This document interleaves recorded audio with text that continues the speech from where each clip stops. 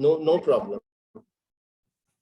Hello and welcome to the fourth episode of TSGT Talks. Today we have with us Mr. Anubhav Kapoor. He'll talk to us on the topic of automobile and law. Mr. Kapoor is currently serving as Director of Legal Affairs for Ford India. He has done his master's from University. Sir has been listed as Elite BW Legal World Top 100 General Counsel of India by Business World magazine in February 2021. He has also been listed as World's Leading General Counsel in 2018 by Legal Era Group. He also holds an honorary doctorate from Young Scientist University, California, USA. At this point of time, I'd like to make a special mention for one of our teammates, Nama Bose, who starting from inviting you on this podcast to arranging this meeting, has facilitated this whole thing. Without her, this would not have been possible. And sir, I wholeheartedly welcome you to this episode. Thank you for accepting our invitation. So, sir, before we start with the general question answers on the topic of automobile and law, I'd first like to ask you about how was it in your time when you decided to go for the corporate world? It was like breaking the stereotype or breaking the glass ceiling. So, if you could tell us something about that. Thank you, Aryam, and thank you, Mrs. Bose, for having me on the forum today. And it feels more connected with the students, which has always had a very special part in my professional life. So it's good to be with you today and discuss about automobile and law. But Aryam, you pose a very interesting question, because I started my career in 1993. So it's almost going to be 30 years when as an in-house counsel now since I started. But back then, law, unlike today, was not a career choice which people made. Like you all now choose this as a career, prepare for it, for the competition, and then kind of compete for one of the seats in one of the best colleges. And the colleges and the law education in the country has also tremendously improved right over the last 30 years. There's been sea change in terms of the exposure the lawyers are having. But back then, the career choices were more limited. After 12th, I think people used to really want to either become an engineer or a doctor or a CA. Those were the career choices we had at that point of time. And almost, I was a science student, so obviously I wanted to be a doctor. So, but unfortunately, I could not get a seat. I did compete for that. But later, I got inspired and became a company secretary, right? So, and that was also a time when the Harshad Mehta scam had happened, right? And SEBI was becoming increasingly active in terms of regulating the country's capital markets. And also in the same time, corporate governance had just started taking its roots through the listing agreement. It was much later that we had a more formal regulation around corporate governance, but the market was buzz with the IPOs. So law as a career did not come to me automatically. It came to me first as a company secretary. So when I became a student of company law or a corporate law, which basically then spawned a interest for me in the larger field of law. And then that is how I then subsequently, after doing my company secretary, did my law and then chose to be a lawyer. But I did choose to be a corporate lawyer throughout. And I at some point I did think of practice, but then since I had started my career as a company secretary, corporate is something that I started liking much more, and also the challenges that corporates started posing. And after 2000, when the IT industry really boomed, I think already the in-house councils had already had a foothold in the industry, and the general counsel or the legal head was increasingly becoming an important part of the management, given that the Indian companies were vying for and taking over companies all over the world and becoming much more global.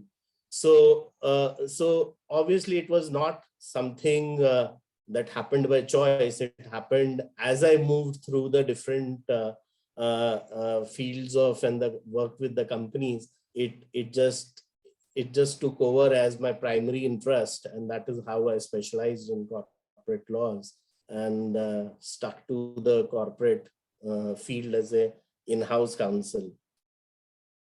So there's an old saying that says most of the success people don't get what they wanted. They go on and pursue something else and succeed there. They don't get what they wanted in the first place. So it just clicked me when you were telling me that you wanted to be a doctor. Then it was just circumstances and all that lead you to become a lawyer and these things. So but it was a good choice. I have not regretted it even for a day. You know, I think law one is a noble profession, but I was very fortunate to work for companies and also handle challenges which any in-house lawyer would dream of. So I never had a boring day in my life, and I've never regretted that I did not become a doctor, right? So I think it happened nice. It happened by accident, but it happened for good. So I'm very happy that I became a lawyer and pursued my career there. That's great to hear, sir. We'll in a while talk about the kind of cases that you deal with, as you say. So, sir, starting with the questions, my first question is, what is the normal day like at an automobile industry for a lawyer? Okay. So, as a corporate lawyer in an automobile industry, I think let me speak a bit about the industry itself, right? What it is going through before I jump into how a lawyer's day looks like. Because being an in-house counsel, you are part of a business team, right? You are first a business manager and then a lawyer, right? Or a counsel. If you don't understand your business well, and you are not entrenched in the strategy and the growth path that the company is pursuing, and you don't own the goals that the company that you work for wants to achieve, then I think pretty much being a lawyer is a second count, right? So you first become a business manager, helping the company to grow before you become a lawyer. So with that background, I think the automotive industry has been a very interesting place to be in the last 10 years at least, right? One, I think the competition in the industry had tremendously increased, right? And that has started happening almost 15 years ago when Maruti Suzuki came in, and then Hyundai came in, and so on and so forth. And after that, I think every car company worth its salt or its name was in India. So the whole marketplace kind of transformed itself, not only in terms of the variety of cars, but also in terms of the spectrum in which the cars were available in the India, from a very starting car like a Nano. You now have maybe top-end cars like a XLJ or a BMW 7 Series. And previously, the cars were launched in India much later than their global launch. But now I think the industry itself had transformed given the size of the market in India. that these companies make their global launches in India in the first day at the same time when they are launching their cars across the world, right? And also the technology has changed quite a bit, right? India last year in 2020, in middle of COVID, moved its environmental regulation from BS4 to BS6, which is at par with most of the global developed countries, right? And it skipped BS5, which basically talks a ton about how mature the industry has become in a very short period of time. Because if you go back, say in 10 or 12 years, we were still at a Bharat stage 2 or BS stage 2, and we were still seeing ambassador cars, right? Or Hindu or Contessas at that point of time. And I still remember those were the cars of choice. And then came Ford Icon, which became a status symbol, and then rest is history, right? If you follow the cars. And cars have always been a status symbol and a very interesting part of the household, right? And I still remember when we got the first car in my house, it suddenly became the talk of the mohalla, and it was such a joy for the family, because transforming from a scooter to a car was a big milestone in anyone's life, right? And that is how typically an Indian middle class, which I come from, that is how it moved from.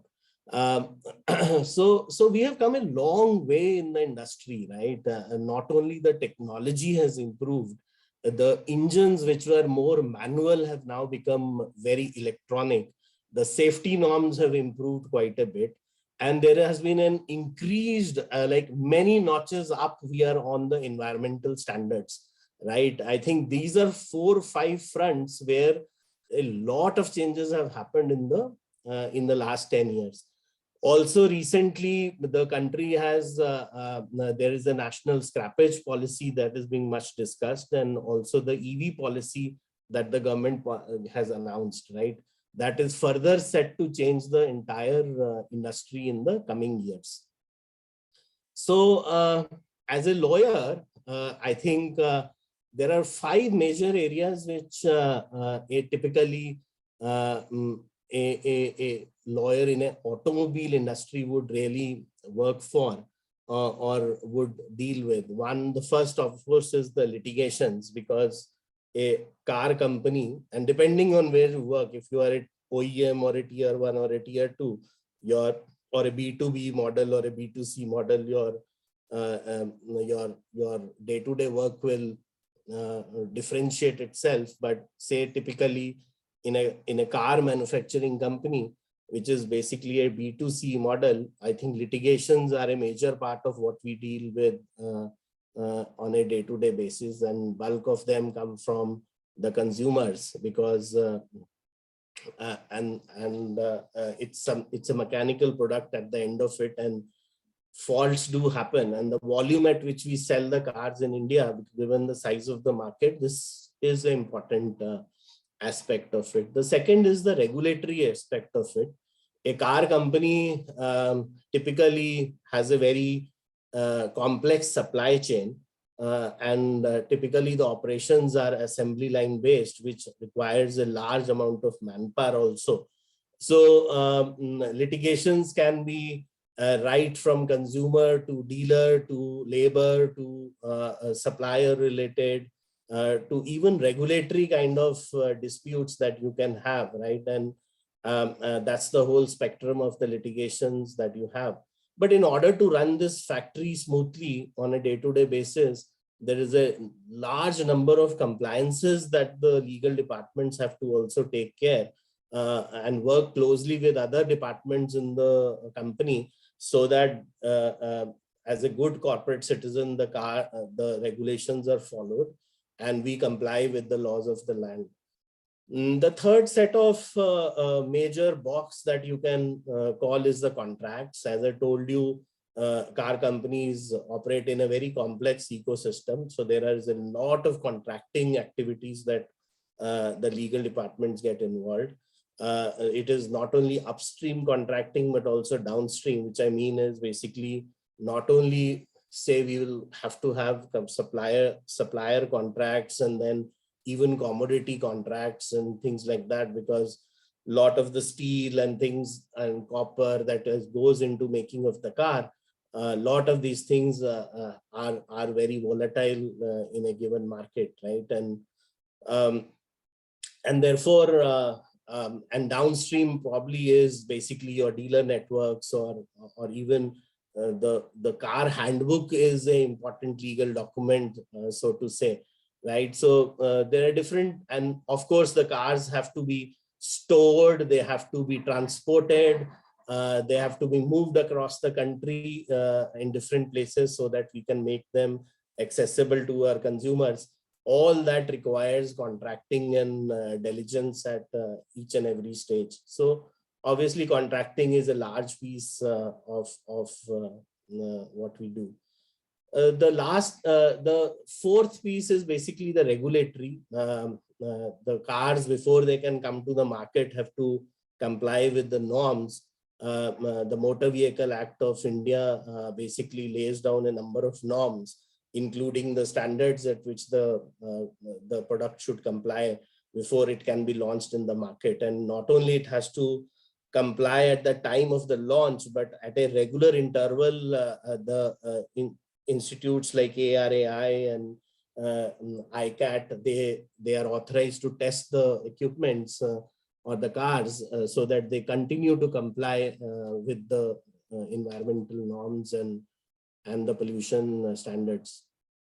And of course, then there is a whole lot of other regulations, including your Vahan registrations and registrations with the car, managing the insurance claims, managing the dealer repairs, so on and so forth, that also come into play as part of the regulatory framework. And if your company is listed, then you also have a whole set of corporate governance requirements and board management duties, and also a duty towards your investors, right? Because cars usually have a very large capital outlay, and therefore it is not uncommon that car companies are go for listing, and they have a very large investor base as well to meet those capital requirements. And of course, you also have your financiers, banking environment, and other regulators. And the last is also a coordination with the industry bodies. There are very active industry bodies in the country who represent the car and the manufacturing industry, right? SIAM is one of the very active bodies which represents car manufacturers, and so on and so forth. So that basically gives a very high level 40,000 foot picture of what a typical legal department would do or touch in the day to day. And there is more, given that if your company also has a design department or it is going to a electric, then there is a lot of software that gets into the car, and those also have some regulatory and contractual requirements, and also the issues like data protection and GPS data gathering and things like that would also come in, right? So it's a very large purview. The canvas is very large and complex in a legal department in an automobile company. So it won't be wrong to say that if automobile industry is considered as four wheels, then one of the wheels is the legal department. If I'm... Yeah, you can say that. You can say that. And of course, without the legal department, such a large setup will be very cranky and will be difficult to run. Right. So, sir, you talked about regulatory aspect. You spoke about Motor Vehicles Act and other guidelines that need to be adhered to. So, sir, are there some basic government guidelines that are needed to be kept in mind of every person who's working in a car company, like some basic guideline that the government gives, some basic notification that comes from the government? Is there something like that, sir? Yeah. Arvind, I think you are referring to what should the car comply with, right? Or what should our factory comply with? I think you are more on what should a car comply with, right? So my answer is more towards that. So the leading regulation in that area is the Motor Vehicle Act, and the leading department, which is MORTH, or the Ministry of Road Transport. They are the legislative body or the ministry which usually deals with, along with other departments, and with setting up the standards which the automobile in the country should meet. And of course, when we say automobile, it is not one thing, right? It includes two-wheelers, three-wheelers, commercial vehicles, light heavy vehicles, heavy commercial vehicles, right? Even off-road vehicles like cranes and jigs and earth movers and road rollers, right? It's a whole spectrum of when you use the word automobile, and therefore the standards have a little more, far more complexity, because for every segment the requirements are different, right? The norms at which the vehicle should operate is extremely different. Say, for example, a small hatchback or a I-20, say, for example, will have a very different fuel consumption norm and pollution norms as compared to, say, a BMW X5, right? Because the whole capacity of the engine is different in a certain category. And also the fuel consumption norms are different. The power the car generates is different. The size of the engine is different. And also, therefore, lot of other standards also change along with the category within a large set of car. But now let's compare with a car to a truck, right? The whole fuel consumption in both these different categories will also change, right? While in a truck, we would need power and the fuel consumption. But in a car, I think the more focus is on style and power consumption, on fuel consumption, right? That's how we judge the efficiency of a car. But in a truck, obviously it should not only be fuel efficient, because that affects the operational cost of the fleet owners, but it should also have the adequate power to carry the goods across the country, and it should be heavy duty. There is no resting for trucks, right? They run 24/7. So therefore, the durability of these machines also have to be tested. But on the other hand, let us say a JCB or a earth mover category, right? There, the fuel consumption is much more diminished, the whole perception. But what becomes more important is the stability and the power which they have to do their job, right? More efficiently, the maneuverability of it and things like that takes precedence. So even the standards there are different. So depending on which category you are in the automobile, I think the norms are different. But the leading regulation is the Motor Vehicle Act.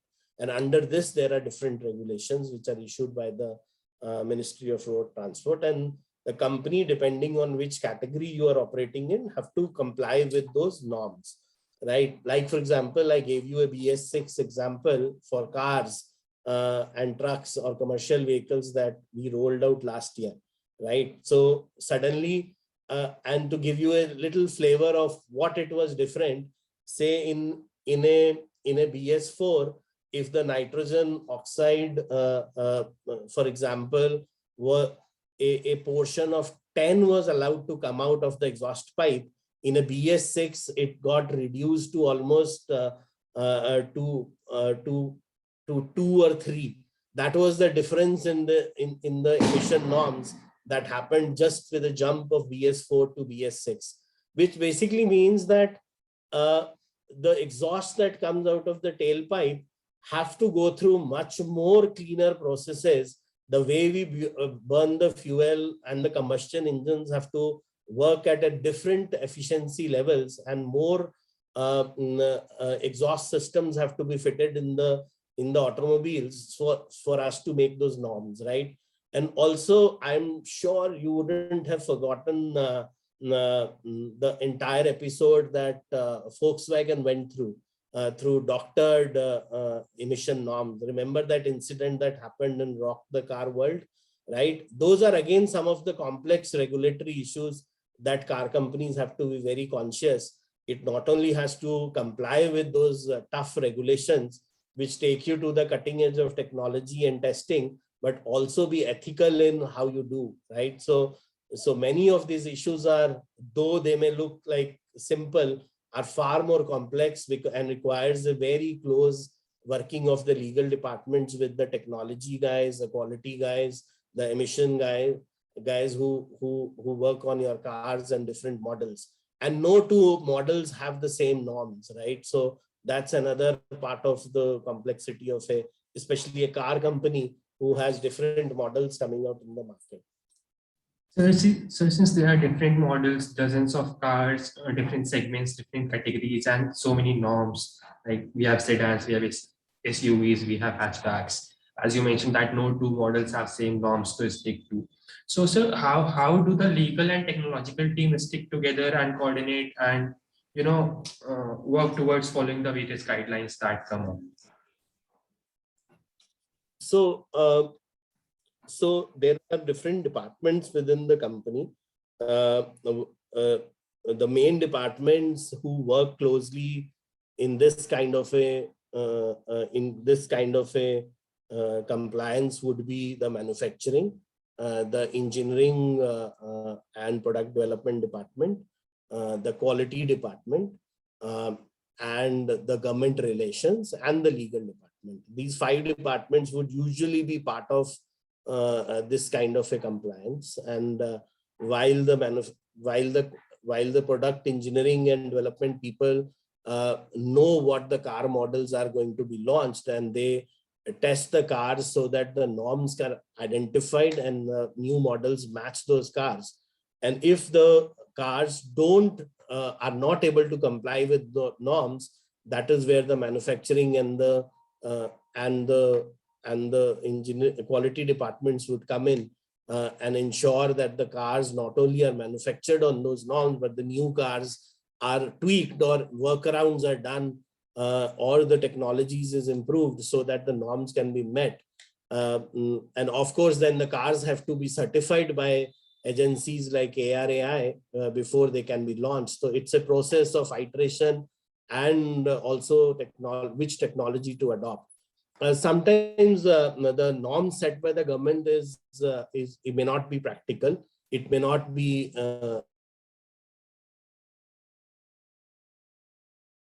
technology wise, it can be met, but the cost at which the technology can be introduced in the product can make the product unviable. So at that point of time, the government relation departments would come and work closely with the industry bodies and the industry regulators to discuss the issues, and then if required, either go for revised norms or kind of find out how the norms can be met, right? One of the leading issues in this segment has been those of diesel generators or diesel cars, right?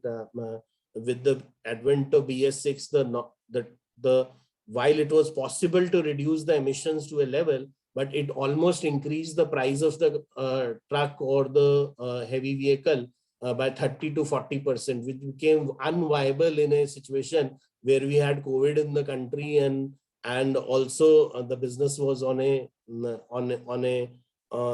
slump right now. So those are the practical issues that the legal department also has to deal with along with the other departments, and viable solutions have to be found out, because every car launch not only requires a lot of resource and investment, but also once it is launched, it has a life cycle of its own, right?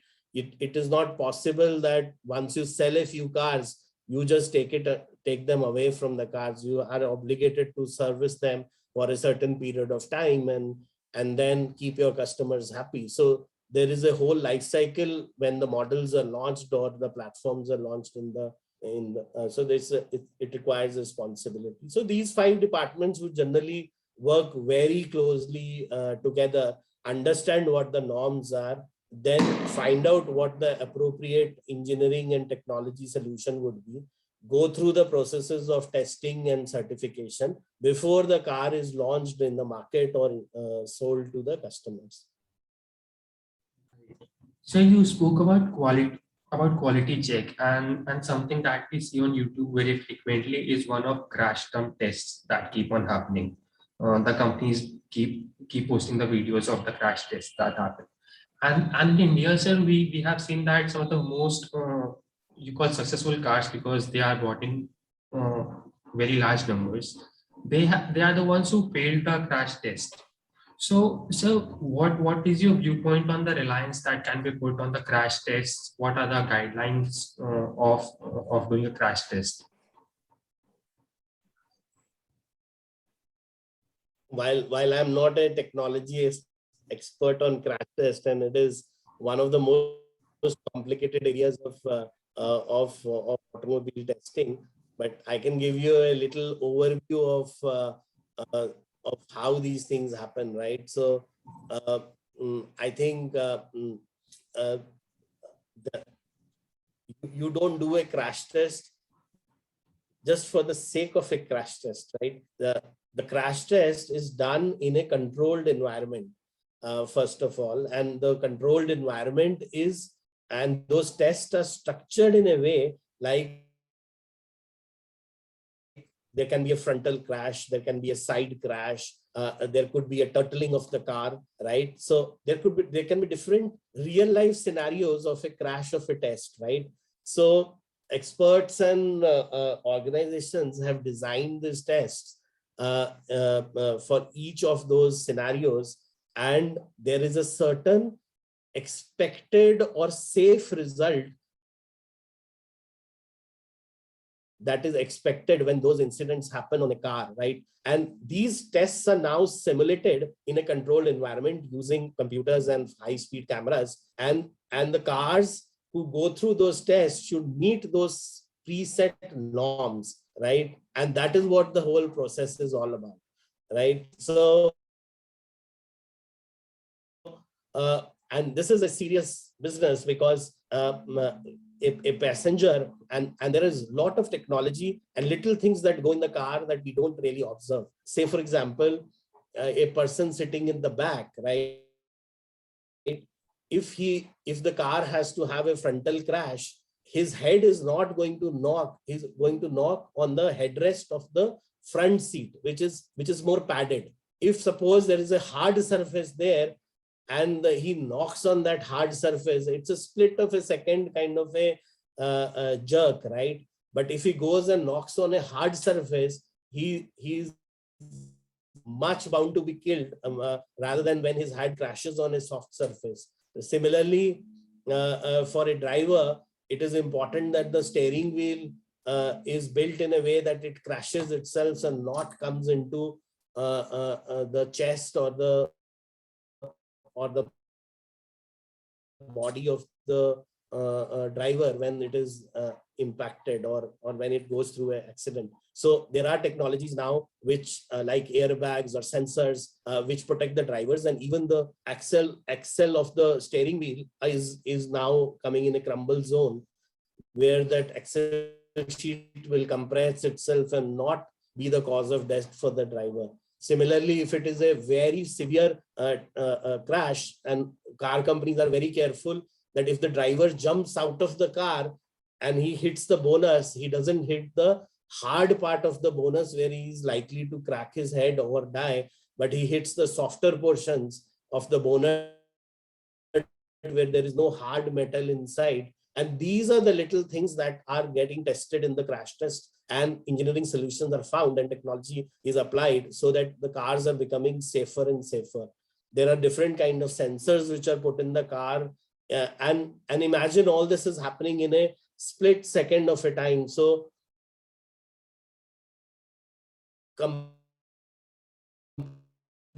car companies not only take this, also been a cause of saving a number of lives and making the cars as safe as they are today. But of course, with newer technologies, these technologies get updated and new things are being introduced into the car. but of course they come in the category of safety. So many of these are now being introduced at a very as basic features, even in low cost cars in India. Say for example, your automatic wiper or rain sensing wipers, or crumbling steering wheels, headrests which are padded. These are all become standard features. Or your even seatbelt beeper. Many years ago, we never used to have seatbelts in our cars. After that, seatbelts were introduced. But now, if you buy the car would beep if you don't wear a seatbelt. These are some of the improvements that are happening in the area of safety, and and also the technologies are becoming cheaper as we introduce in the cars. So definitely, this is the area which is progressing fast and progressing in the right direction. And I'm happy that given whatever road conditions are, our cars are much safer now. We can travel long distances comfortably in the safety of our cars. And probably that is why it is becoming such a important and common means of transportation in India. The car is sought after as a second home of a person. Like people spend, they spend so much time in a car. So you talked about the safety advancements that have been made, but we know every coin has two sides. So you talked about sensors. So what is the liability of a company in case a car sensors fail or the airbags fail to open? Like in India, more people die mostly on road accidents, and airbags is something that is sought after as a luxury. Airbags are given in the top end models of most of the cars. They don't even bother to give the airbags in the initial models, like in the base model or the medium model. So what is your viewpoint on that? And on sensors part, I'd like to ask that it's okay that you gave a sensor in a car, but with a sensor there comes a warning that, for example, if you are reversing your car, then a warning comes on the screen that checks surroundings for safety, or don't rely solely on the camera or the sensor.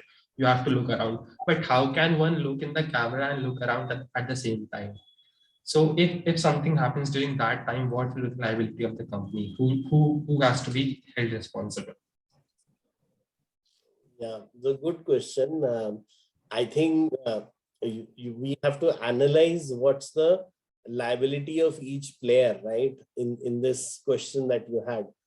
So probably I could see there are 4 people or 4 entities which are involved. One is the car manufacturer who puts the sensors in the car, and we rely on that technology to maneuver those safety procedures. Second is probably the customer, right, who is driving the car. Third, probably when such incidents happen, then you have the insurance companies. And the fourth one probably is the people who maintain the car, which are the dealers or the service stations, right, that are there. So if you look at the liability and responsibility, first of all, of each one of these 4 categories, see, the car company is responsible for putting good quality of sensors and ensuring that the technology works when it is required, right? And for that, the companies have very elaborate procedures of testing of different parts, right? And only when the QC checks are passed, then those parts are put on the vehicle as such, right?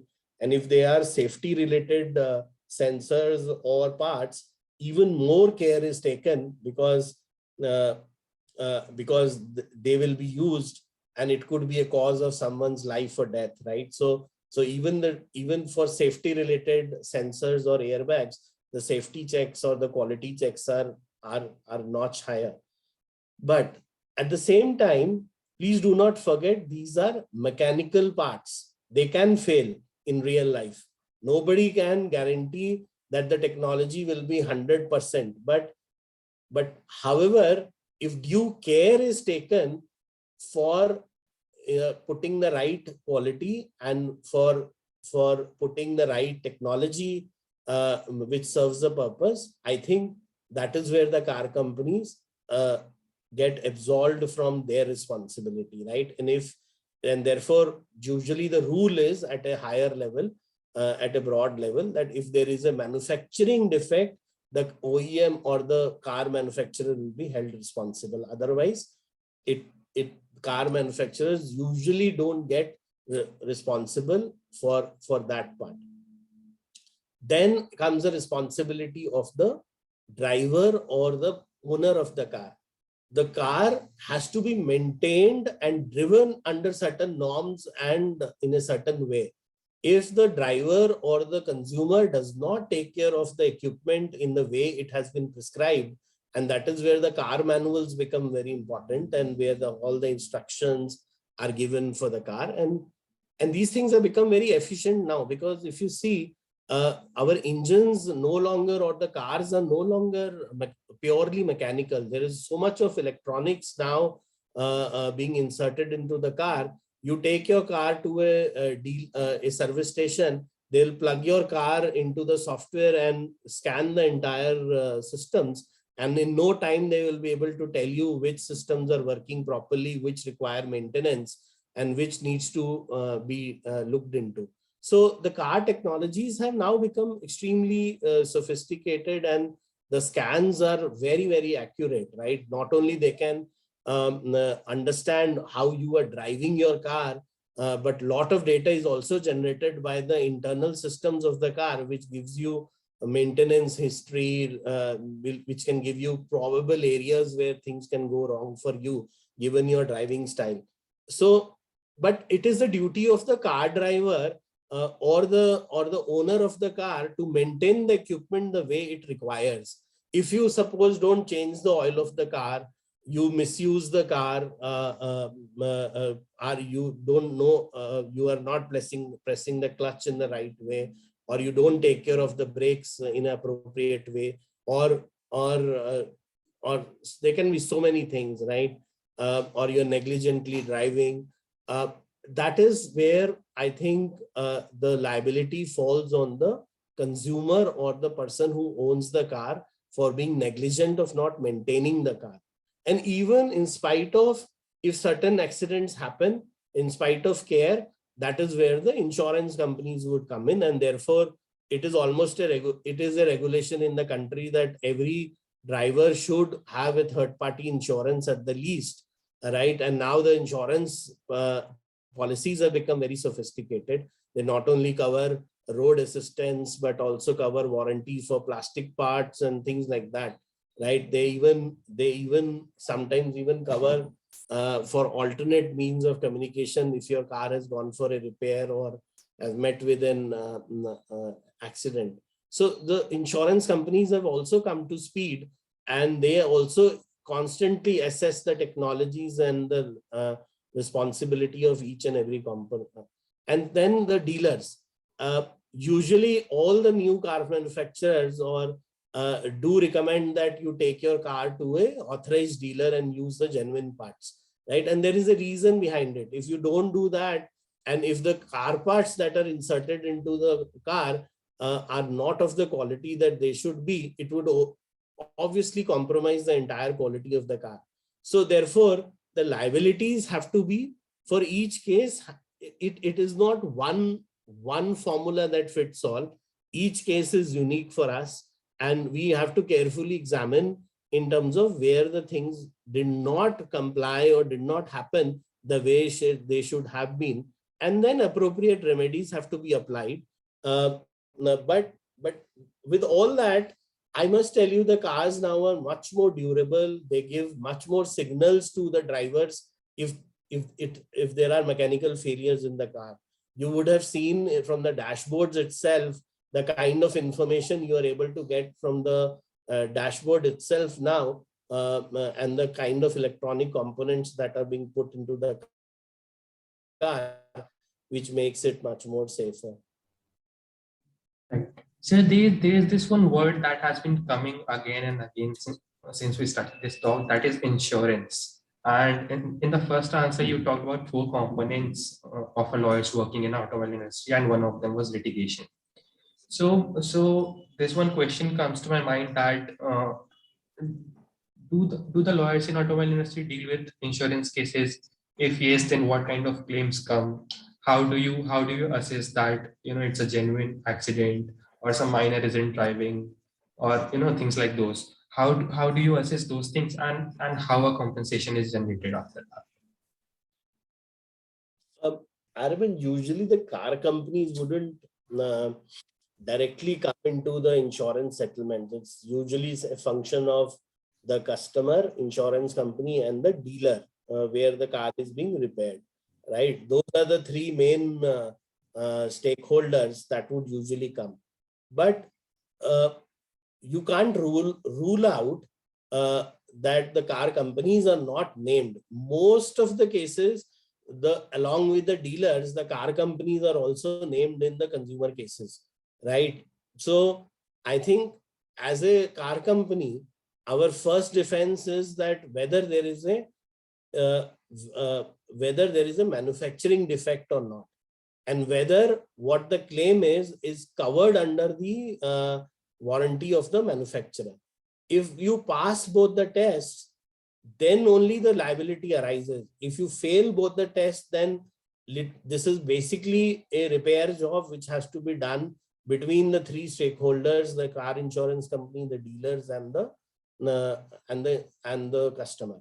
Now there are cases which are on very thin line, and I'll give you an example for that. One such case is the hydrostatic lock. Many of the upper end cars have a feature where if you take the car in water, it will, if there is a risk of water getting into the engine, the engine will seize automatically and it won't start, right?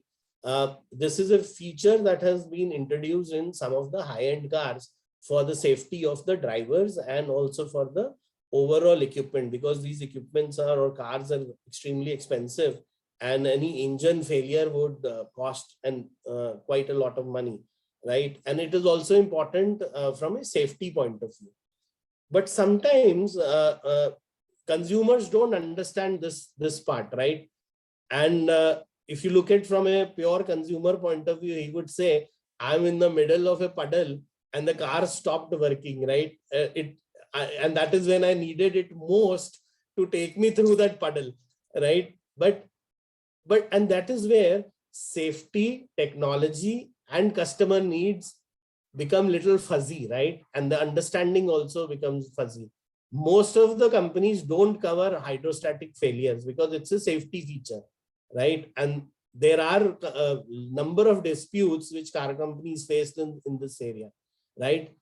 But the sad part is the courts also don't understand fully what these technologies are, right? And we have faced cases where courts have, without understanding what the manufacturing defect is or what the technology is, have passed adverse orders against the car companies, right? And this is one area where it is not even covered under most of the insurance companies, hydrostatic failures.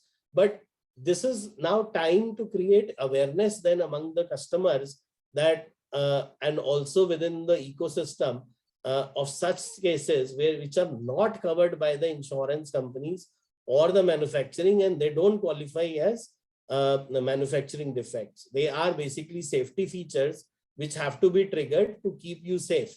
Now, I think this is one area where we constantly struggle because the courts don't understand it, the customers don't understand it, it is not covered under the insurance, and in the whole process, many times the car companies face the brunt of it because it is seen as a manufacturing defect.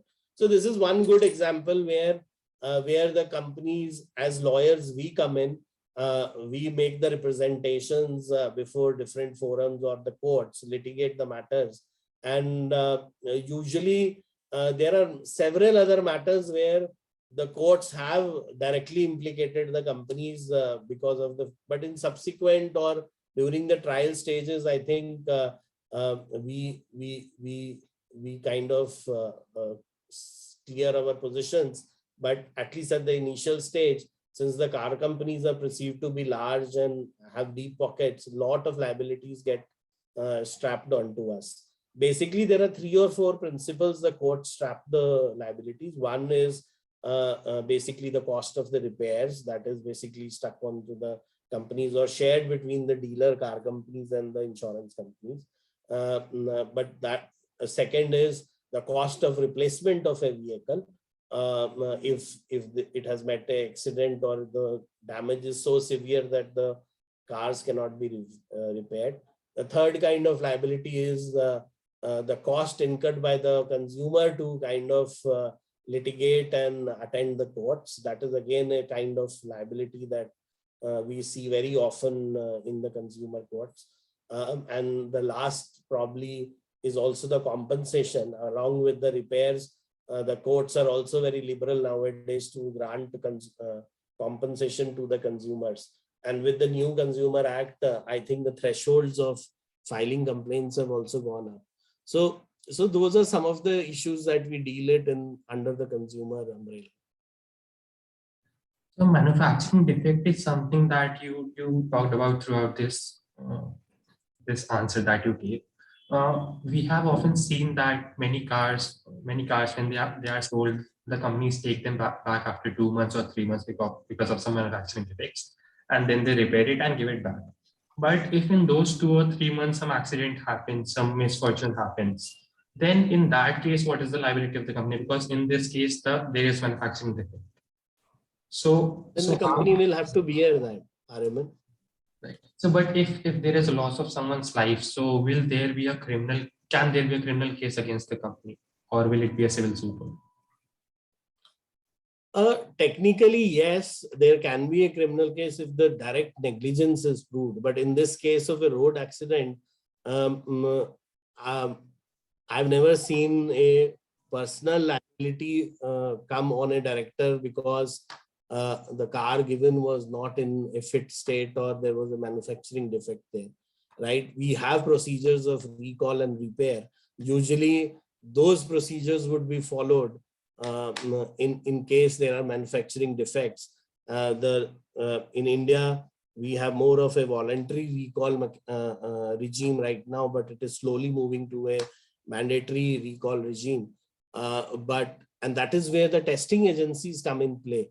It is not a very easy process that a car gets launched in the market. The tests that it has to go through before we launch it in the market are extremely stringent, right? So even in spite of those tests, if there are defects in the cars, then the companies usually or always go through a recall procedure to correct those defects. And also, I think it's a very far and few cases where the defect was so serious that it got undetected and led to the loss of life, right, at some stage. I have come across cases where it was there, but they are very far and few. And then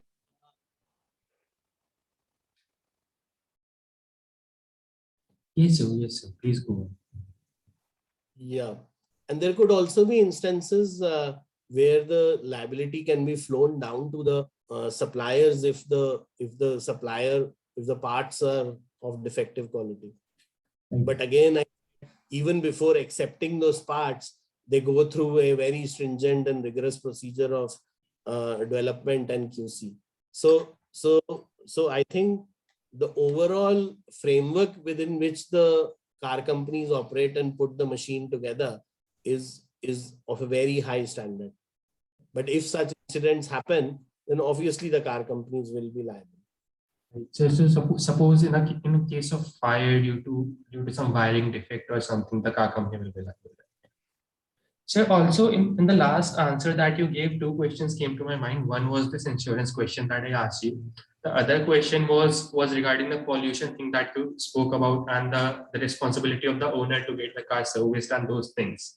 On roads, we have often seen the cars giving, black smoke.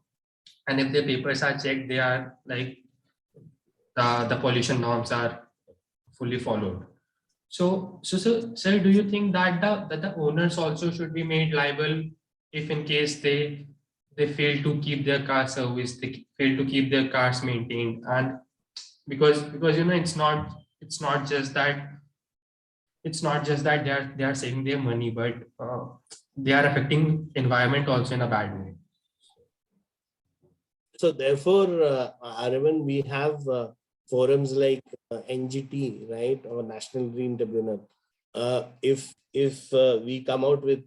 car companies come out with, and why say cars? If the automobile companies come out with poor products which do not meet the norms, or are creating undue environmental risk, the forums are available, and NGT is a good forum. People can go to and file a PIL as well. Recently, if you would have tracked this whole issue of air pollution in Delhi, the Supreme Court intervened and gave directions to the pollution control boards to come out with norms. So there are forums within the country which act as safeguards and guardians of such incidents. Okay. So, sir, as far as pollution is concerned and smoke is concerned, electric vehicles are seen as a good replacement to it. What is your viewpoint on that? And do you think electric vehicles will be a success in India? And what is the reason that electric vehicles have not dominated the Indian markets yet? Electric vehicles, I think there's a lot of talk about that in recent times, and electric vehicles also have certain advantage over mechanical engines. But if you are specifically down to India, I think there is a huge propensity of they being successful in the country, but it is going to take time, right? And the reason why I say that is that we are still we are away from developing a infrastructure to service and maintain electric cars. The charging stations, the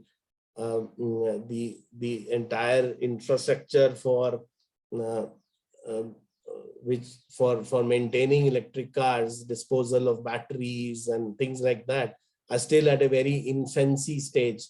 There's a lot of investment and government incentive that is going on in promoting electric cars.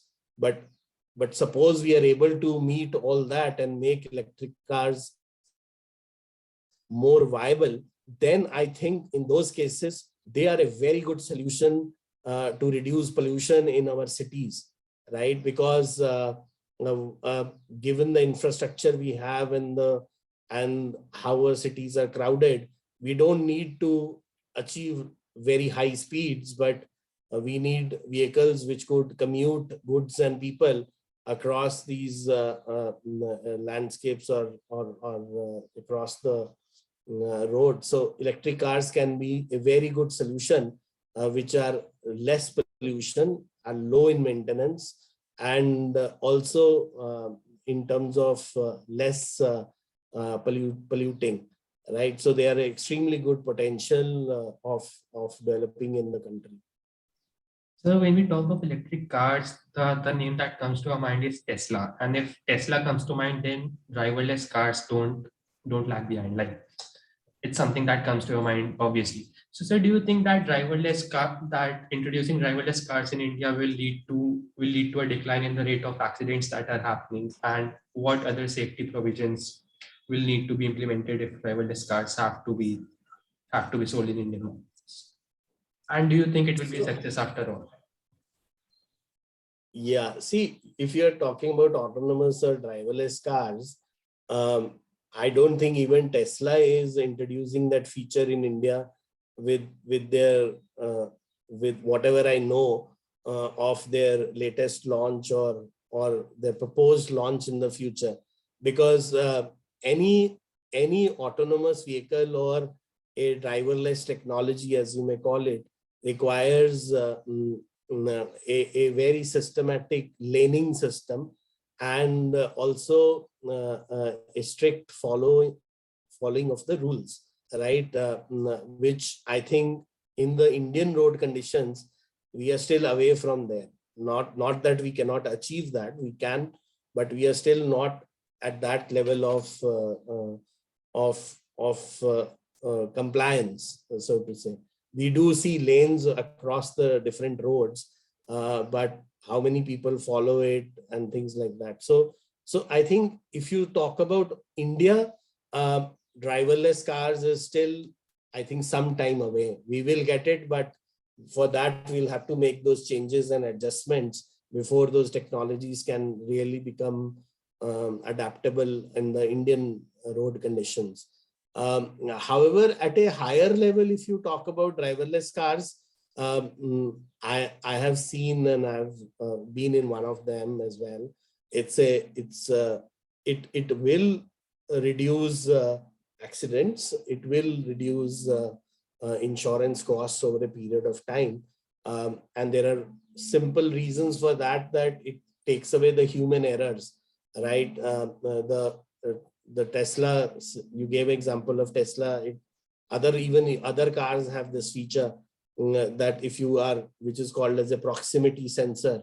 If you come too close to another car, the car will automatically brake or slow down to avoid a crash. Similarly, there are lane changing features where the cameras are fitted 360 degrees and they assist you in changing cars, and avoids that entire blind spot syndrome, which leads to several accidents. So there are a number of benefits that are there of using machine technologies and driverless technologies. It will certainly take away the human error and reduce the accidents that we see on the roads. But for that, as I told earlier, the infrastructure, the driving conditions, and the environment requires that adjustment so that these technologies are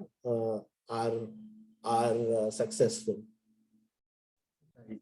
So when we were building this platform, someone asked me that why only law and tech. So I told them that from apps that drive the world to self-driven cars, technology has taken over in every domain. And if technology takes over, then law cannot be left behind. Law has to go hand in hand with it.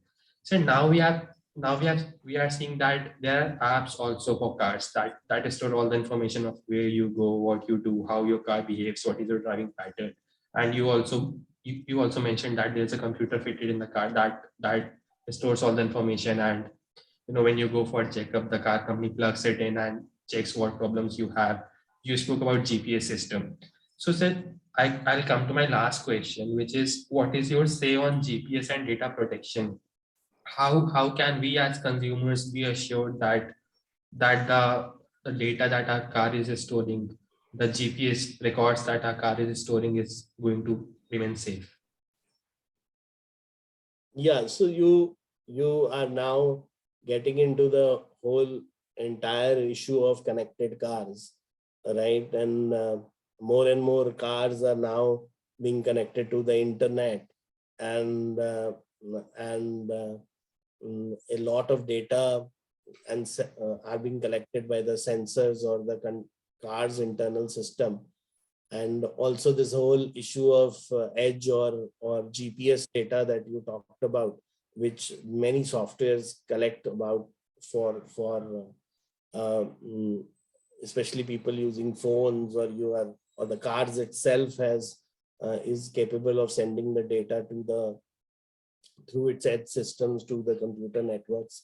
So I think it requires the balance between how we can use it productively and how these data could potentially be misused also.